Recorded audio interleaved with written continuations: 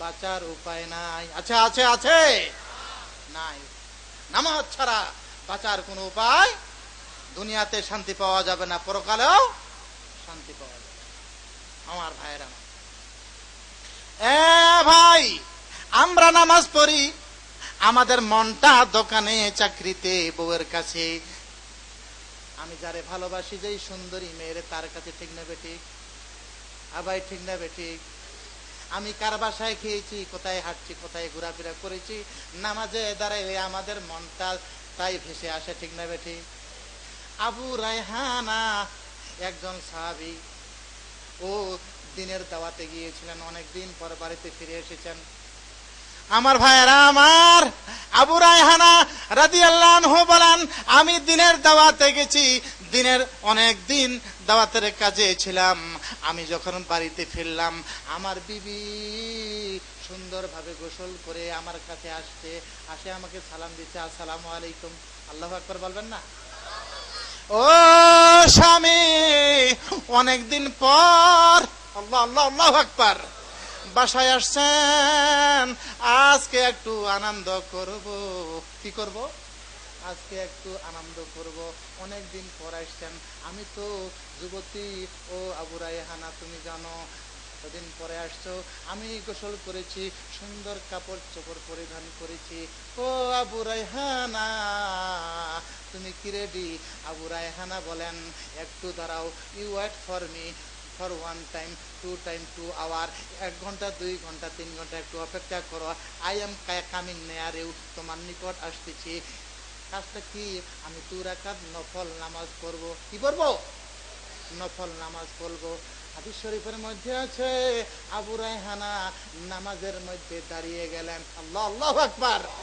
ও ভাই, 1 রাকাত যখন নিয়ত করলেন, ফজরের আজান দিতে শুরু করেছে।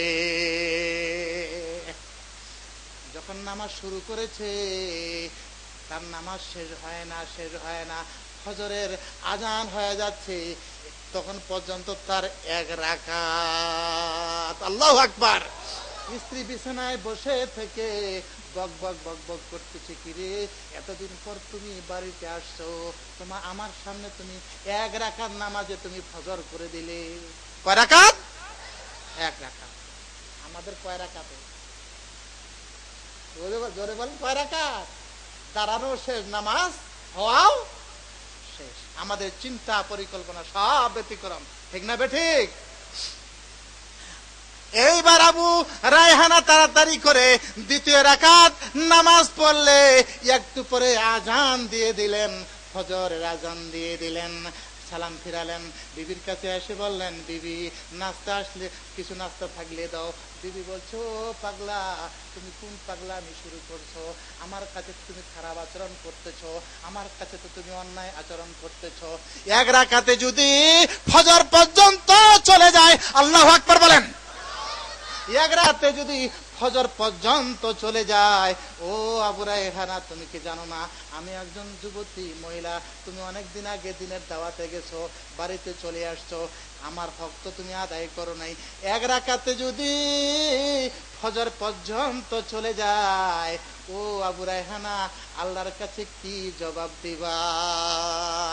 আবু রায়হানা বলেন, ও বিবি রে, আমি যখন প্রথম সেজদা দেই, আল্লাহ পাক আমার বেহেশতটা আমার সামনে তুলে ধরেছেন। আমি বেহেশতের ভিতরে দেখতে শুরু করেছি, তামাম বেহেশতের ভিতরে ঘোরাঘুরি করে দেখলাম, দেখা শেষ হয়ে গেলে একজন ফেরেশতা বলে, জলদি করে 2 রাকাত নামাজ পড়ো।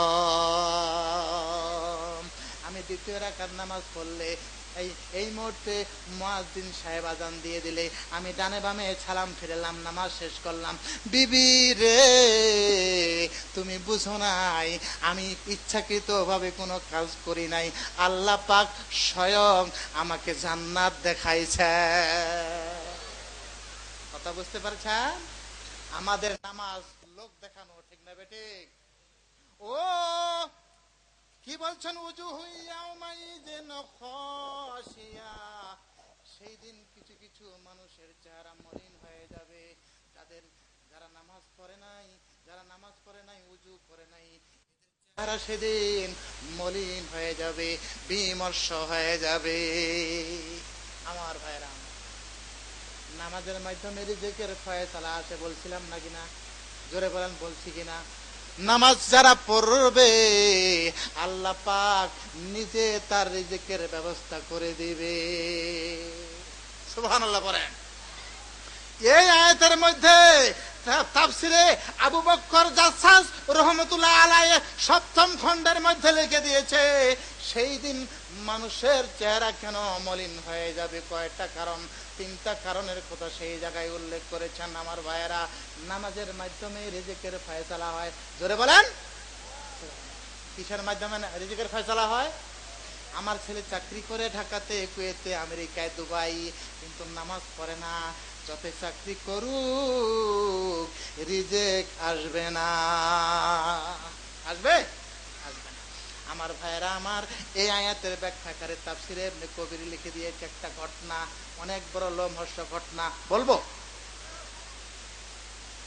আমার ভাইয়েরা আমার, দুজন স্বামী স্ত্রী, স্বামী ব্যবসায়ী, স্ত্রী বলছে তুমি কোথায় যাও?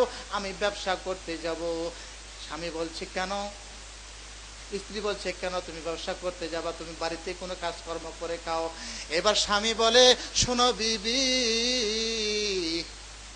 আমার কর্ম আমি করে খাই, আমার রিজিকের ব্যবস্থা আমি নিজে করি, আমার রিজিক আল্লাহ দেয় না, আমার রিজিক আল্লাহ দেয় না। বিবি বলছে, শোনো, আল্লাহ ছাড়া রিজিক দাতা কেউ নাই। স্বামী স্ত্রী ঝগড়া করে, এইবার স্বামী স্ত্রী ঝগড়া করে স্বামী চলে গেছে ব্যবসা বাণিজ্যের কাজে চলে গেছে। 1 বছর, 2 বছর, 3 বছর, 4 বছর ব্যবসা করেছে, অনেক টাকা, লাখ লাখ টাকা, কোটি কোটি টাকা নিয়ে বাড়ি ফিরতেছিলেন। হঠাৎ করে দেখলেন ওই বড় একটা পাহাড়ের কাছ দিয়ে একটা সরু চিকন পথ গিয়েছে, ওই পথ দিয়ে লোকটা রওনা দিয়েছে। আল্লাহু আকবার বলেন। পাহাড়ের কাছে যখন চলে গিয়েছে, ডাকাতেরা তাকে ধরে ফেলেছে। হঠাৎ করে একটা ডাকাত এসে হাত দুইটা বেঁধে ফেলছে, আরেকটা ডাকাত পা দুইটা বেঁধে ফেলছে। এবার টাকা পয়সা যা কিছু আছে সব কিছু তারা নিয়ে গেছে। আল্লাহু আকবার বলেন। এইবার ওই লোকটা বলে, ব্যবসায়ী লোকটা বলে, ভাই টাকা পয়সা নিছো, আমার কোনো অসুবিধা নাই, তবে আমার হাত পায়ের বাঁধন খুলে দাও, আমি বাড়ি যাব। এবার ডাকাত দলের লিডার বলে, শোনো রে ব্যবসায়ী, এই জায়গায় তুমি না খেয়ে মরবা, তোমার হাত পায়ের বাঁধন খুলে দেওয়া হবে না, তোমার হাত পায়ের বাঁধন খুলে দেওয়া হবে না, তুমি এই জায়গায় না খেয়ে খেয়ে মরবে। আরেকজন ডাকাত বলে, সর্দার সাহেব, না না, এই যে বিশাল বড় একটা পাহাড়, এই পাহাড়ের উপরে তাকে তুলেন, ওই পাহাড়ের উপরে তাকে রাখি, কেউ যেন দেখতে না পায়। এবার ব্যবসায়ীটা কান্দে, ও ডাকাতেরা রে, তোমাদের হাত ধরি, তোমাদের পা ধরি, আমাকে ছেড়ে দেন, আমার টাকা পয়সা যা আছে সব কিছু নিয়ে যান, কিন্তু আমাকে ছেড়ে দেন। ডাকাতের লিডার বলে, না না না, ছেড়ে দিব না, ওই যে পাহাড় আছে, তোমাকে এবার পাহাড়ের উপরে রাখবো, পাহাড়ের উপর রেখে না খেয়ে তোমাকে মারবো। 3-4 জন ডাকাত তাকে শক্ত করে ধরে ওই পাহাড়ের উপরে রাখছে, অনেক বড় উঁচু পাহাড়, ওই পাহাড়ের মধ্যে কেউ যায় না। এইবার ডাকাতেরা তাকে ওই পাহাড়ের উপরে রাখছে, রাখার পরে নামবে, এমন সময় ব্যবসায়ী বলে, ডাকাতেরা রে, তোমাদের হাতে ধরি, আমি পায়ে পায়ে পড়ি, আমাকে ছেড়ে দেন, আমার হাত পায়ের বাঁধন খুলে দেন, আমি বাড়ি যাব, আমার টাকা পয়সা যে তোমরা নিয়েছো আমি কাউকে বলবো না। আল্লাহু আকবার, আল্লাহু আকবার। ডাকাতেরা তাকে রেখে নেমে চলে আসছে। ওই 1 দিন না খেয়ে আছে, 2 দিন না খেয়ে আছে, 3 দিন না খেয়ে আছে, তার শরীরটা দুর্বল হয়ে গিয়েছে। কি হয়ে গেছে? দুর্বল হয়ে গিয়েছে। লোকটা চিন্তায় পড়ে গেছে, আল্লাহ, ও আল্লাহ, তুমি বুঝি আমার উপর রাগ হয়েছে গো আল্লাহ, আল্লাহ গো, আল্লাহু আকবার বলেন, তুমি বুঝি আমার উপরে রাগ হয়েছ, তুমি ছাড়া জায়গায় আমার কেউ নাই। আছে কেউ? 3 দিন চলে গেছে, কিছু খায় নাই। 4th দিন চলে গেছে, কিছু খায় নাই। 5ম দিন গেছে, কিছু খায় নাই। শরীরটা যখন এখন দুর্বল হয়ে গেছে, লোকটা বলছে, আল্লাহ, ও আমার আল্লাহ, আমি আমার বিবি সাহেবের কাছে ঝগড়া করে এসেছি, আমার নিজের রিজিক নিজে ব্যবস্থা করে খাই। আল্লাহ, আমি এটা ভুল করেছি, আমাকে তুমি মাফ করে দাও। ও আল্লাহ, তোমার নাম রহমান, তোমার নাম রাহিম, দয়া করে আমার কাছে এই মুহূর্তে তোমার পক্ষ থেকে রিজিক পাঠাও। তাফসীরে কবির লিখেছে 7ম দিন হয়ে গেছে। 7ম দিন যখন লোকটা কান্নাকাটি শুরু করেছে, আল্লাহ, আমাকে মাফ করে দে, আমার জন্য রিজিক পাঠিয়ে দে। আল্লাহু আকবার বলবেন না? কষ্ট হচ্ছে বাজান?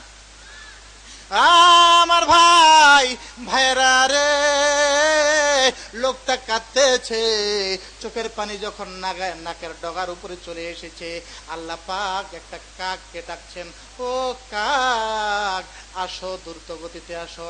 কাকটা চলে আসছে। তুমি যাও, ওই ইব্রাহিম ইবনে আদম কাজের বিনিময়ে মাত্র একটা রুটি পেয়েছে। কটা? ইব্রাহিম ইবনে আদম ও খাইতে বসেছে। কাগরে দ্রুত গতিতে যে রুটিটা ছো মেরে ওই যে পাহাড়ের উপরে হাত পা বাঁধা অবস্থায় লোকটা আছে, তাকে খাওয়ায় দাও। আল্লাহু আকবার বলবেন না? আমার ভাইয়েরা, কাকটা দ্রুত আসছে, চলে গিয়েছে। ইব্রাহিম ইবনে আদম খেতে বসছে। কাকটা ছো মেরে রুটিটা নিয়ে উড়াল মারছে। ইব্রাহিম ইবনে আদম বলেন, সর্বনাশ, কাজের বিনিময়ে তো একটা রুটি পেয়েছি, এই রুটিটাও তো আবার কাক নিয়ে গেল। ইব্রাহিম ইবনে আদম চিন্তা করে, কাকটা তো সব রুটি খাবে না, কিছু খাবে আর বাকিটুকু ফেলে দিবে। ঠিক আছে, আমি কাকের পিছে পিছে ধাওয়া করি। সে দৌড়তে শুরু করলো। কাকটা রুটি নিয়ে উপরে দৌড়তেছে, আর ইব্রাহিম ইবনে আদম নিচের দিক থেকে দৌড়াইতেছে। কাক তো থামে না। এইবার ইব্রাহিম ইবনে আদম এই পাথর নেই, ইবনে বালি নিয়ে ঝাঁটা মারে, কিন্তু কাক রুটি ফেলে দেয় না।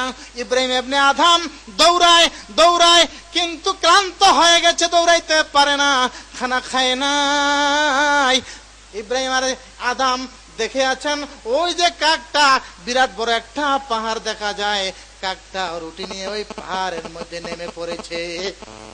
আমার ভাইরা আমার, ওই পাহাড়ের উপরে কাকটা রুটি নিয়ে নেমে পড়েছে। ইব্রাহিম আলাইহিস সালাম বলেন, কাকটা তো সব রুটি খাবে না, একটু থাকবে, আমি ওইটুকু রুটি খাবো। ঠিক আছে, ইব্রাহিম ইবনে আদম দৌড়তে শুরু করলেন। দৌড়তে পাহাড়ের কাছে চলে গেলেন। পাহাড়ের কাছে গিয়ে ইব্রাহিম ইবনে আদম থেমে গেলেন, উঠতে পারতেছেন না, শরীরটা দুর্বল হয়ে গিয়েছে। আস্তে আস্তে করে পাহাড়ের উপরে উঠলেন। উঠে দেখে ইব্রাহিম ইবনে আদম আশ্চর্য হয়ে গেলেন, কাকটা রুটিটা পা দিয়ে চাপ দিয়ে ধরেছে, ঠোঁট দিয়ে ছিঁড়ে ওই লোকটার মুখে তুলে দিচ্ছে। ইব্রাহিম বলে, আমার ক্ষুধার জ্বালা শেষ হয়ে গেল, আমি চিন্তায় পড়ে গেলাম, লোকটা কিভাবে এই জায়গায় আসলো। তার হাত দুটা বাঁধা, পা দুটা বাঁধা, কাকটা রুটি খাওয়াই দিচ্ছে। এইবার কাকটা রুটি খাওয়া শেষ হয়ে গেলে কাকটা উড়াল দিয়ে যখন চলে গেলেন, ইব্রাহিম ইবনে আদম দৌড় দিয়ে লোকটার কাছে গেলেন, সালাম দিলেন, আসসালামু আলাইকুম।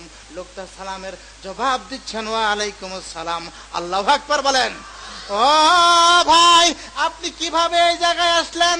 লোকটা বলে, ইব্রাহিম ইবনে আদম, আমি কিভাবে আসছি সব খুলে বলবো, আমার হাত পায়ের বাঁধন আগে খুলে দেয়। সুবহানাল্লাহ বলেন। আমার ভাইয়েরা আমার, আল্লাহ পাক রব্বুল